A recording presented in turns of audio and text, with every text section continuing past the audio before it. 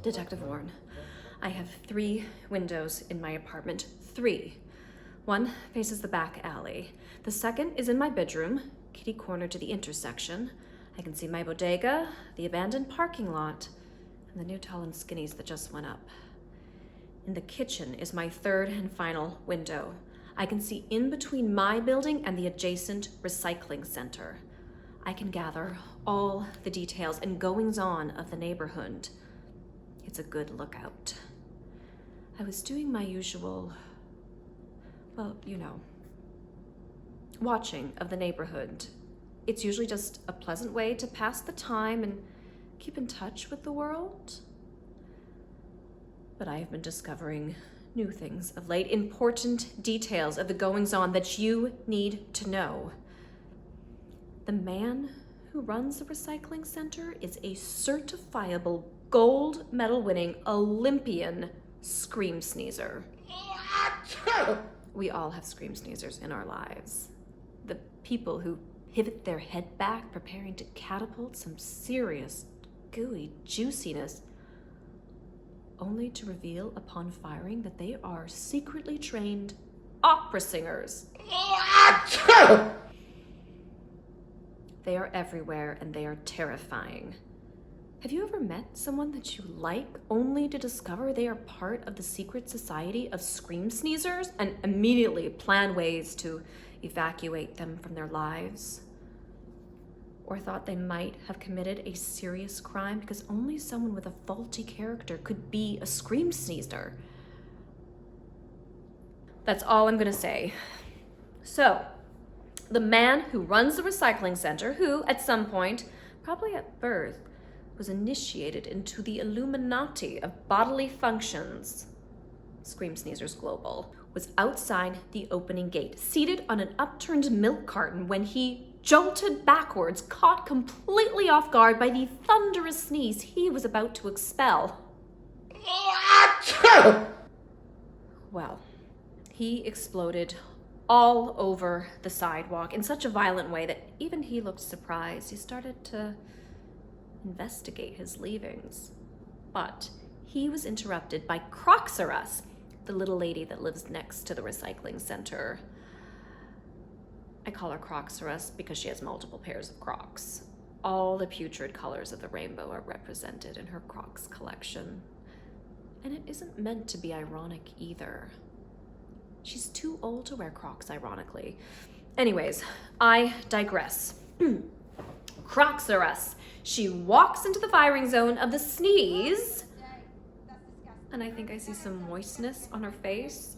Well, she reacts the way I would have reacted. She starts screaming at Scream Sneezer. She even went so far as to curse his family back several generations. Disgusting. You're so sick. Ew, You're like a mouse or something. Side note, you should probably look into Scream Sneezer. He's probably a super spreader or something, and he almost never wears a mask. Anyways, as I am watching this old school Yahweh-esque thrashing take place, I notice that I am being watched. Yes, a squirrel, nut in mouth, is watching me. He looks at me, then turns to see the fight, and then sneers at me, judging me for my watchfulness. I might be losing it. Oh, I might be losing it. I just, I don't know anymore. At the start of this, I had a very particular schedule. I woke up promptly every morning to the sounds of my upstairs neighbor attempting yoga. It was usually around the 3rd downward dog, which ends with her collapsing into the floor, followed by a yowl. No, it was really more the sounds of the straining. Oh, this is typically around 11 to 11:15. starts with a, and then it goes into a, and then a deep, and then splat. The first time it happened, I called up to her.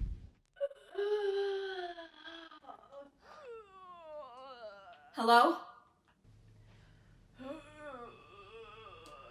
Are you okay up there? Do you need me to call someone? An ambulance? Chiropractor?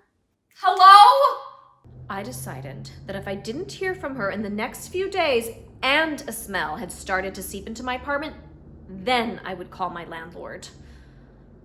But she's back. I've been using her as an alarm clock. So this is how my morning starts. Then I get up, I make my first pot of coffee of the morning, and I do my goddess mantra that I found on Instagram. My life is beautiful. My life is beautiful. My love is pure. I see an angel, of that I am sure. I am beautiful. I am beautiful. I am beautiful, it's true. I see your face on a smudgy mirror, and I don't know what to do, but be glad to be with you. It takes me 30 seconds to find my inner goddess. By the end of the mantra, the man who lives across the alleyway is struggling to open up his window. This is a real sight. Poor man is usually wearing pants whose elastic waistband gave up 30 pounds ago. And in order to open the window, he has to press his belly into the glass, which just causes the most amazing screen of flesh. I mean, it's gooey. Gets into a fighting stance and takes a deep breath before he gears up for the final pull, and then heaves himself up into the window, leaving behind a trail of belly sweat. Just like the car scene from Titanic, except totally unsexy.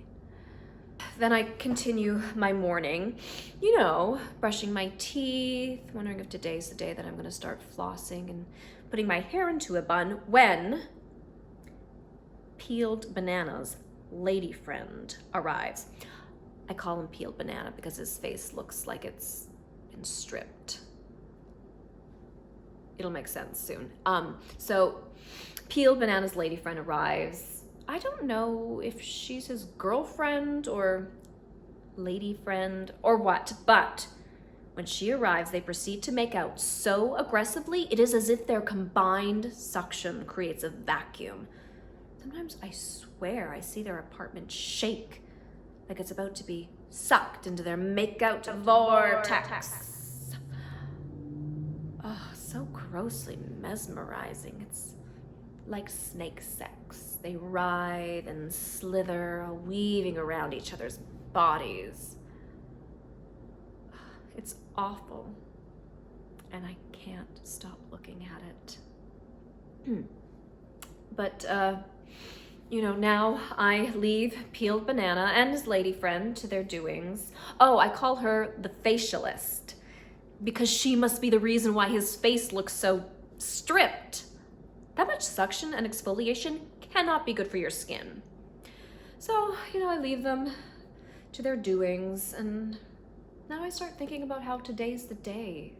Carpe diem and all that. Well, because isn't that what we're supposed to be doing right now? Luxuriating in endless amounts of time to do all the things, all the self-improvement, career building projects, and all the cleaning we have been forever avoiding. Now is the time. Carpe diem! Do that yoga, lose that weight, and arrange those crystals, and learn how to code in Python while tap dancing and reciting the Gettysburg Address in Mandarin. Now's the time to be the me that I have always dreamed to be, so I am on the bandwagon. I decided, much like my yogi friend upstairs, that I would attempt to touch my toes every day. You let out a groan.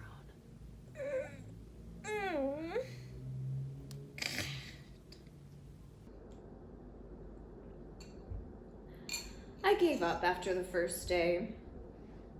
Oh, but now it's around 1:30, so I turned my attention to my career, which you might have guessed by now is commercial acting. Have you seen my bidet commercial? No, huh? Well, commercial acting. It's similar but different than theater acting or film acting. At the beginning of the pandemic, my friend, she sends me all of these Zoom meetups for classes. You know, now's really the time to meet new casting directors and hone my craft. So, I am enrolled in no less than 3 classes, which I intermittently attend. Usually I just turn off the camera and pick my toes.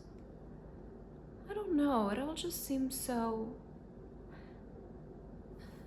Sometimes I get the feeling the acting industry, it's based on a multi-level marketing scheme. Like, just listen to this. Oh, this is an excerpt from my one-woman Zoom play. It's a work in progress. Just don't stay there. You'll love it.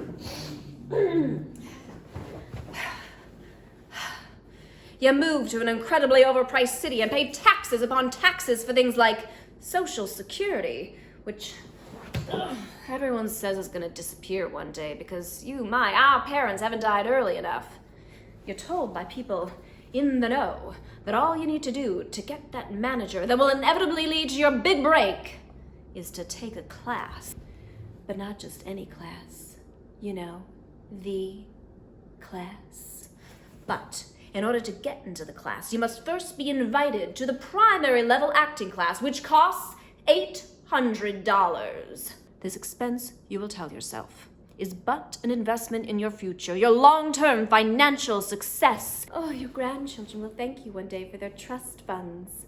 So you put your precious pennies together and you take that class. Now you've been invited into the illustrious class, where you will do a showcase in front of important people. This class costs $1,500, so you will have to decide between food, rent, and the class. You know, the class that could be life-changing. You will, of course, decide on the class. I mean, who would give up now when you have personally been invited via mass emailer to a $2,500 class? Don't give up now. Don't despair. Your success comeuppance is just around the corner. Who cares that your car's your new mailing address and that you eat one meal every other day and you're starting to dabble in alcoholism? It'll all be but an anecdote that you tell Anderson Cooper one day. You start dreaming away your days talking about yourself in the future past, saying things like, yes, times were tough. Some days were unbearable. But I always knew there was no other path for me. This was the right path for me. Pregnant pause. Deep breath. Cue the wind machine. Cut to you looking soberly out of your Malibu beach house. Inevitably, this daydream, the rehearsal it's interrupted. Sorry, I'll be right back. Just 1 second.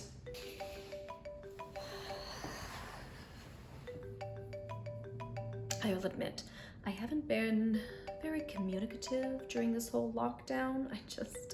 I don't really feel like talking to anyone really. But because I live alone and my family worries that I will be eaten by dogs, every day around this time, a different family member calls to check in on me. This will just take 1 second.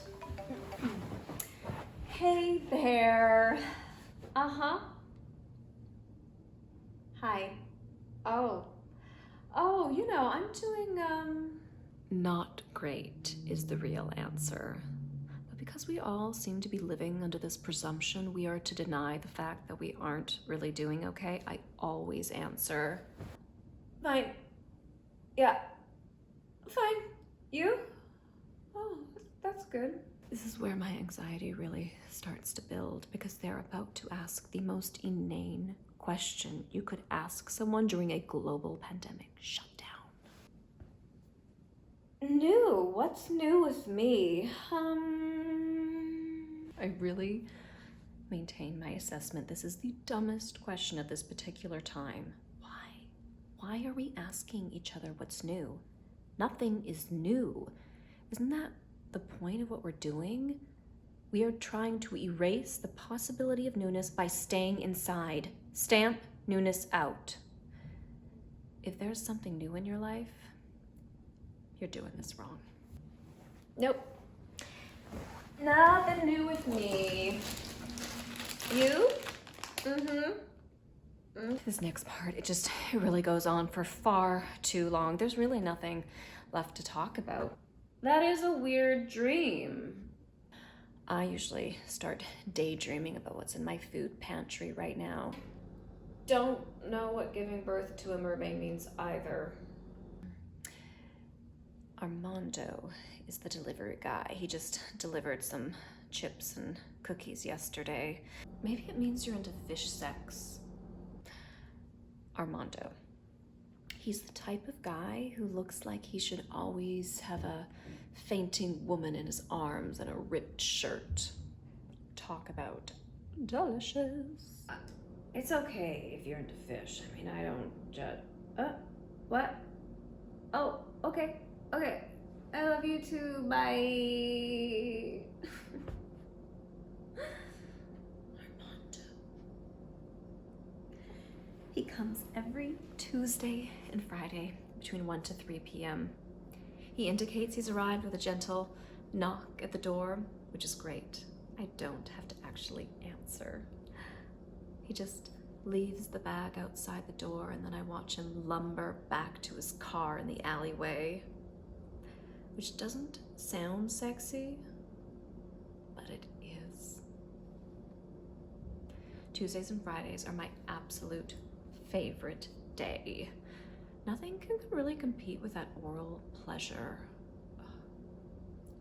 You know what I mean. This juicy sweetness of hot cinnamon rolls. Oh, the over-buttered bag of popcorn.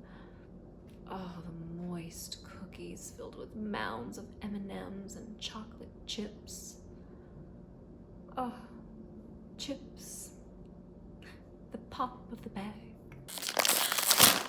With the wafting smell of savory and salt, and then you gently pull the lips apart, gently searching for that first triangular edge, and then discovering it much deeper than you first imagined, and then you pull that first chip out, and oh, the exquisite crunch of the first.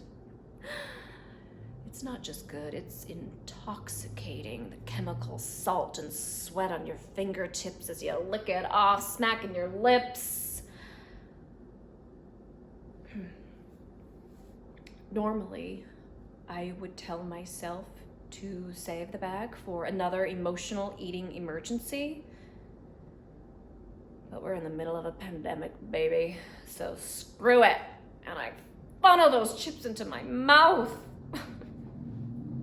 Again, normally I would not be the kind of lady to eat a family-sized bag of chips a day, but given our current living situation, chips are the base of my food pyramid.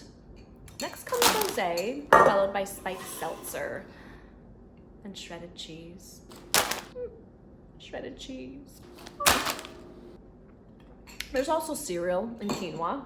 Okay, that last part's a lie. I don't know what quinoa is. I digress. I might have mentioned this. I live alone. I used to have a boyfriend, Brad, but he left when everything happened. I always knew I was gonna end up alone. I just didn't know it was gonna be federally imposed. What? Oh, Brad left over a year ago. I don't really leave the apartment anymore. Now, I am a full-time surveyor of this neighborhood. I keep a lookout for everyone. I know their routines and what they do and how they live. Their lives have become a part of my day. I mean, that's why I have all this vital information, because I can spend my entire day paying attention, watchful. Yes, vigilant. These are good qualities. They're needed in every neighborhood. Son of Sam, caught by a meter maid. Richard Ramirez, caught by little old ladies. I could go on, but you get it. Vigilance saves lives. And I do it because I care. And I mean, I genuinely care about Crocs R Us and Peeled Banana